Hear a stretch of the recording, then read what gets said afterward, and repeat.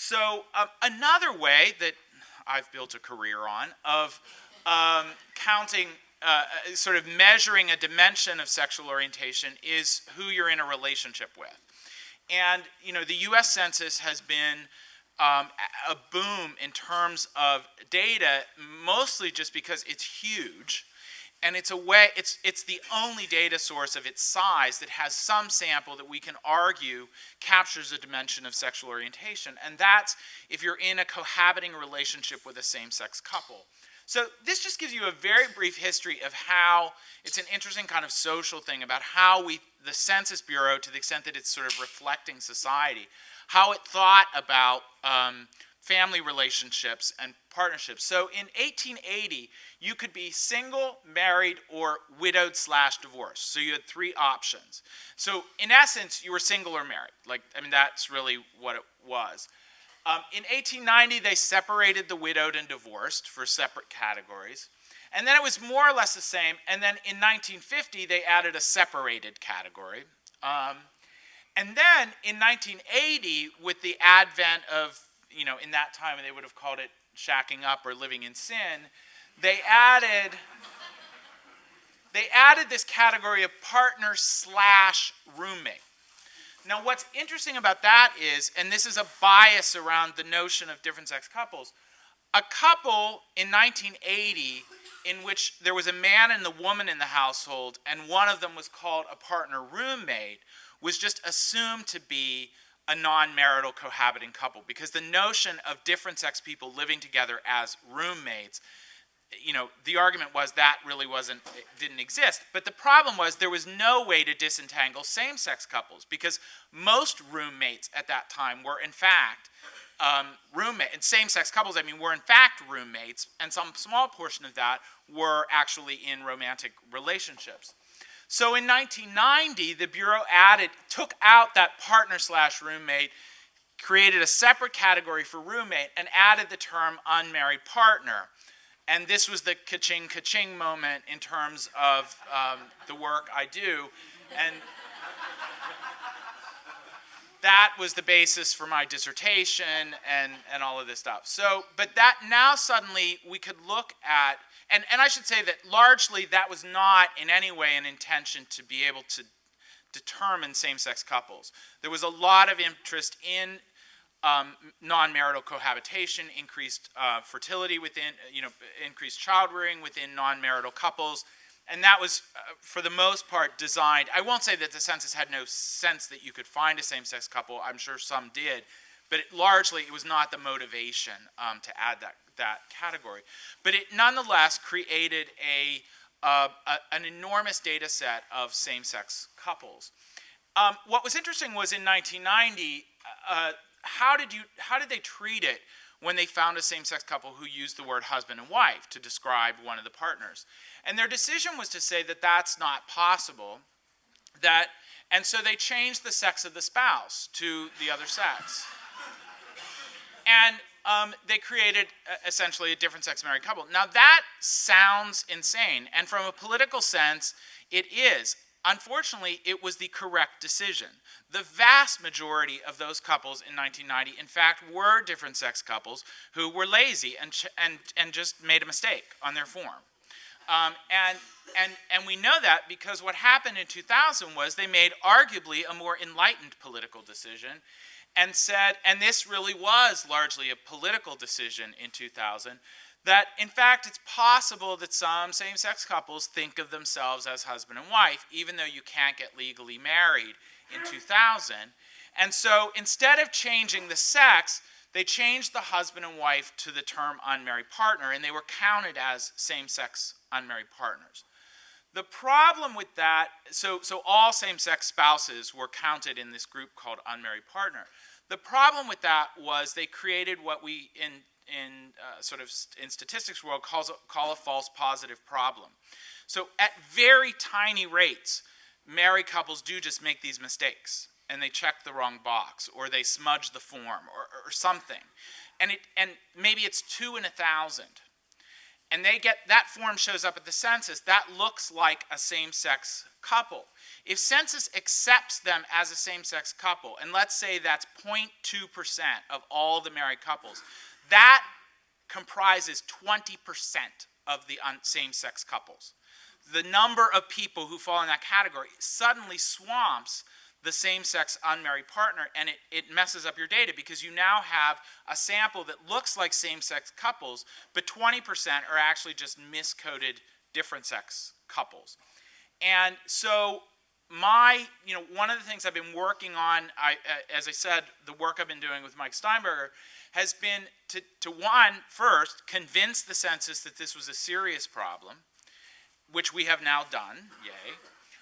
They have acknowledged it for the first time, they acknowledged it publicly in a Population Association meeting 3 years ago that Mike and I presented a session with them.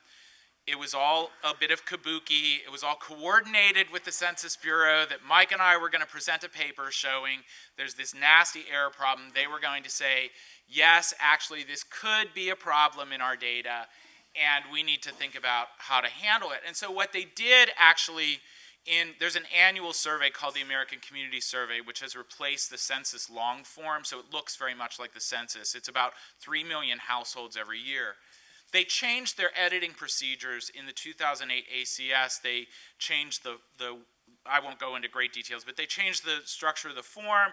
They changed the way they processed. When they found a same-sex spouse, they became more, essentially the editing, they became more skeptical. And they did more sort of checks to see if they really thought that was a same-sex couple. They looked through the rest of the record. There are other ways in the record that you can kind of make a better guess as to whether they're a boy or a girl, and they make an assignment. And the bottom line was the number of people who were using the term same-sex husband and wife between 2007 and 2008 dropped by 25%.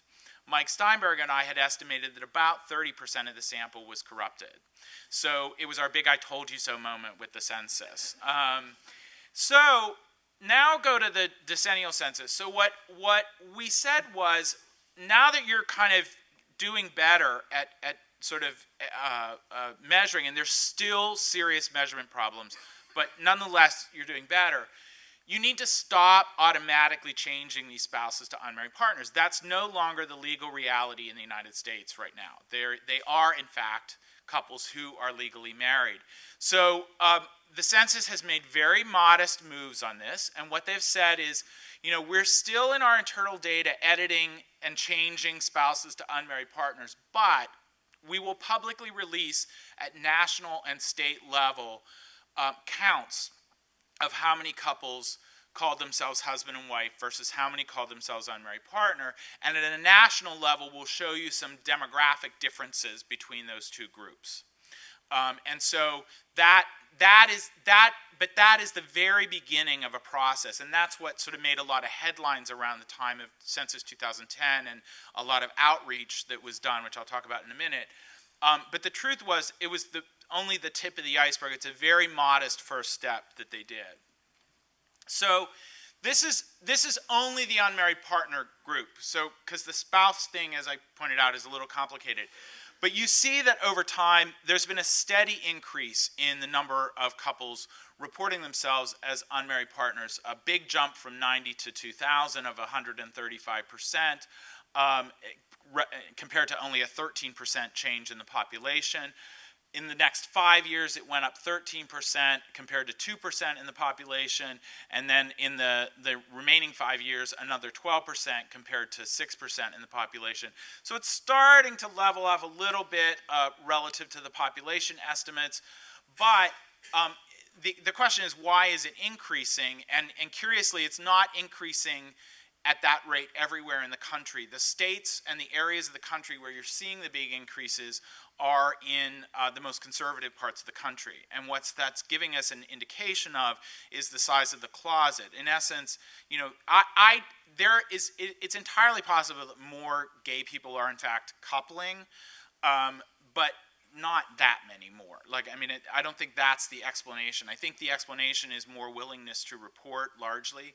And one of my rationales for that is that you see these big increases in really conservative parts of the country where you're actually seeing acceptance going up.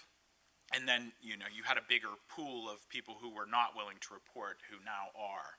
So the curious thing is what that number will look like in Census 2010, and we'll know that at the end of the summer.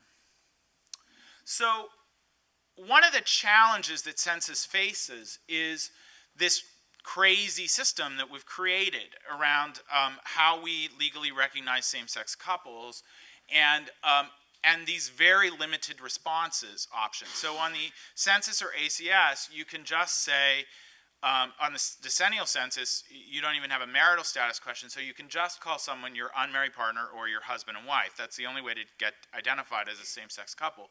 So what this tells you, we did a survey, in part funded by the US Census Bureau, of same-sex couples after Census 2010, and we asked them what was their legal status, and then and then we looked at where they lived and could then figure out what the actual recognition was where they lived. And what we found was this direct correlation between the kind of level of legal recognition and your willingness to use the word husband and wife. So if you were legally married and you lived in a state where the marriage was recognized, almost 90% used the word husband and wife. And the group that didn't said they didn't either because A, they thought it was a federal survey and the federal government doesn't recognize their marriage, so they didn't use the word, or they hate the words husband and wife, and they just don't use those words. If you're legally married but you're living in a place that doesn't recognize your relationship, it drops to only 62% using husband and wife. If you're in a civil union or registered domestic partnership in a state that recognizes that, a quarter use the word husband and wife, even though they're not, in technical senses, married. And if you're not recognized, only 12%. And curiously, even people who are not in any kind of relationship recognition, if they live in a place where same-sex couples can get married or get a civil union or RDP, you're more likely to use husband and wife than if you live in a place with nothing. So that's a kind of survey nightmare to try to figure out how to measure that in a population with these crazy laws. So how do you interpret when the end of this summer when these numbers come out, how do you interpret what it means when people use husband and wife versus unmarried partner? Well, our estimates is of the ones who use husband and wife, about 70% of them are legally married. 15% are in civil unions or RDPs, and then the rest are just not in a relationship, but they use the word husband and wife. Now, the flip is a little better. For people who use unmarried partner, 96% of them are not legally married. 4% say they're legally married. A decent chunk, 17%, are in a civil union or RDP, and then the rest are not in any kind of legal relationship. But so unmarried partner is probably pretty indicative of who's not legally married. Husband and wife is a predictor, but not a perfect one, of being legally married. And again, the interpretation can change depending on what states. I mean, we didn't do this at a state level. That last chart suggests that it would be very different depending on the state that you're living in, how to interpret it. So what are the issues that the federal government is thinking about in terms of LGBT data inclusion? So there's a couple efforts, and Dr. Groves was kind enough to kind of walk me through what the current things that the Census Bureau or some of the surveys administered by the Census Bureau are doing around LGBT data inclusion. So the first is the National Centers for Health Statistics right now is actually testing gender identity questions for potential inclusion on what's called the National Health Interview Survey.